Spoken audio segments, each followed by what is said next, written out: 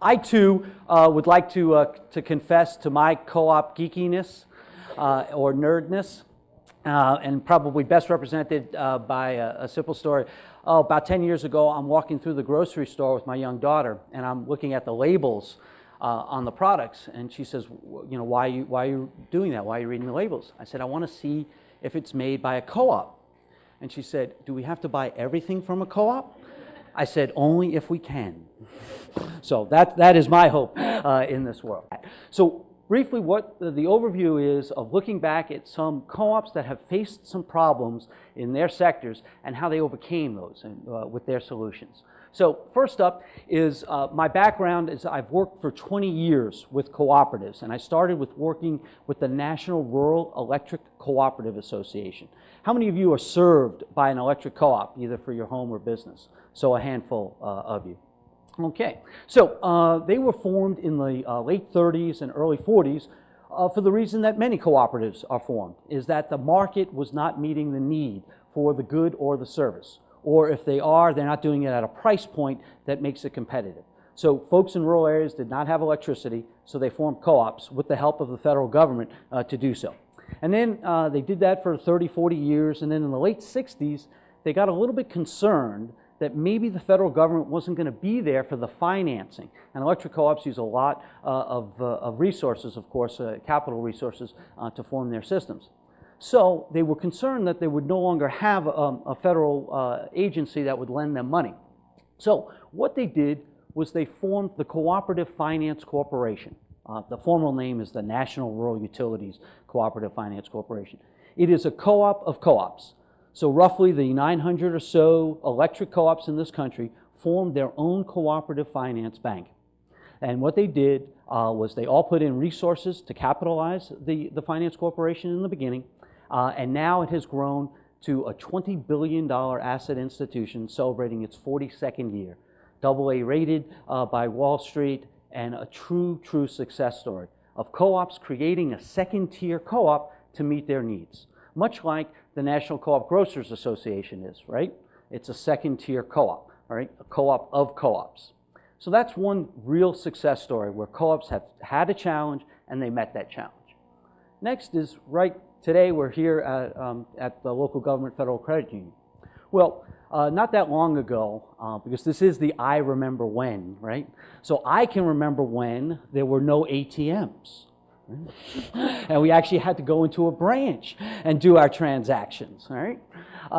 My daughters look at me like I am a dinosaur. You know, first there was dirt, then there was dinosaurs, then there was dad, in that order. So, but then these ATMs came to be, right? We have, and there's networks of ATMs throughout the country. But credit unions, because they're locally owned financial cooperatives, were independent, which leads me to my new favorite saying, right? If you've seen one co-op, you've seen one co-op. Because everyone has their own board and beats to their own drum, right? So one of the things that we have to do is find a way to organize one another. So this was the problem. Large national banks, the Banks of America, those types, they have these national networks.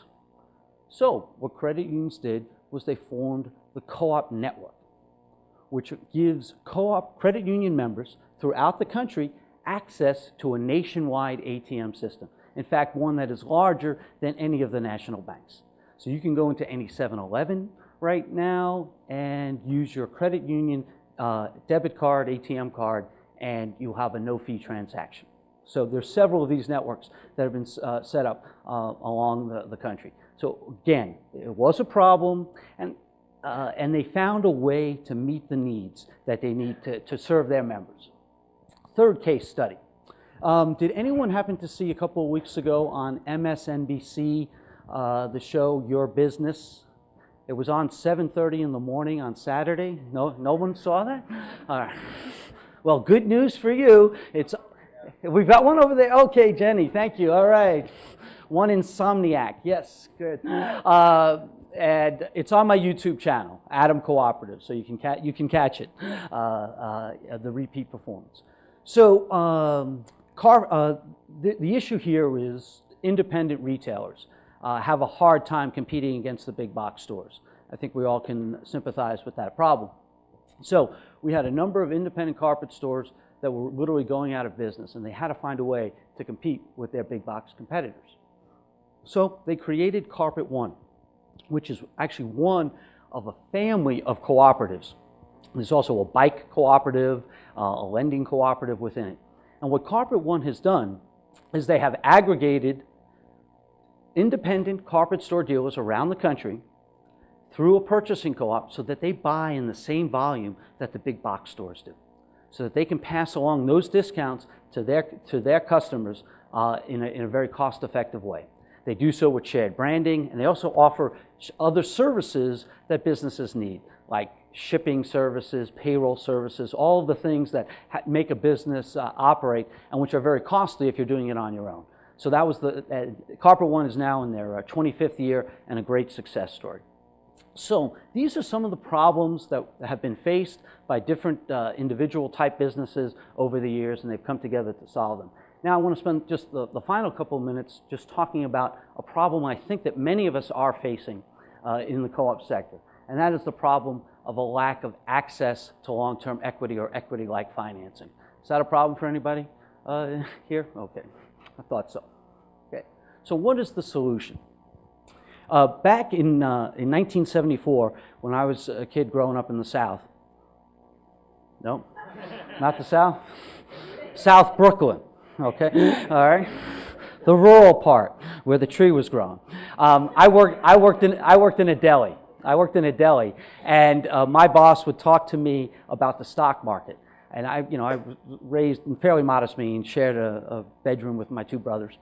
He's talking about the stock market. What are you talking about? Well, I don't know anything about this. And at that point in 1974, it was whether the stock market would reach 1,000 points or not. That's where we were, right?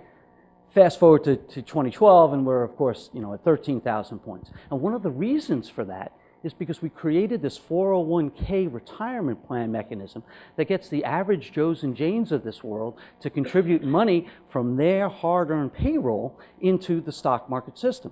Now, in many cases, those stocks are, 401k contributions are going to buy the stocks of Safeway, Kroger, Bank of America, Wells Fargo, all of the organizations that many of us are competing against in a very real way on a day-to-day basis. Why do we do that? We wouldn't go into those stores or those banks through the front door, but every day through the back door, through our 401k contributions, we're making purchases of their stock. So the idea here is to use the power of the cooperative business model and the number of employees that we have, and as you can see, there's almost 1 million people in this country work for cooperatives with $25 billion in payroll. And if you go by industry average, that's about $1 billion is going into 401k retirement plans. That is going to buy the stocks of those entities that we're competing against. So the idea here is to create a fund that will invest in co-ops. And that's part of the solution that we want to discuss a little bit further. Maybe in your tables we can talk about how that can happen. So that's just one of the things I would like to throw out for your consideration as we talk about the big ideas later today and the kinds of things that we want to come up with as solutions. Because one of the things that I think we see is that people want to do the right thing, but they want it to be easy to do the right thing. I'm an avid recycler, cans, bottles, newspapers. But I only became an avid recycler when they brought it to my curb. They made it easy for me to do the right thing. If we can create a fund that allows employees to check a box and give 5%, 10%, whatever they feel comfortable with, to contribute to a fund that is going to be an investment, not a donation, an investment that will support cooperatives, I think we can get there.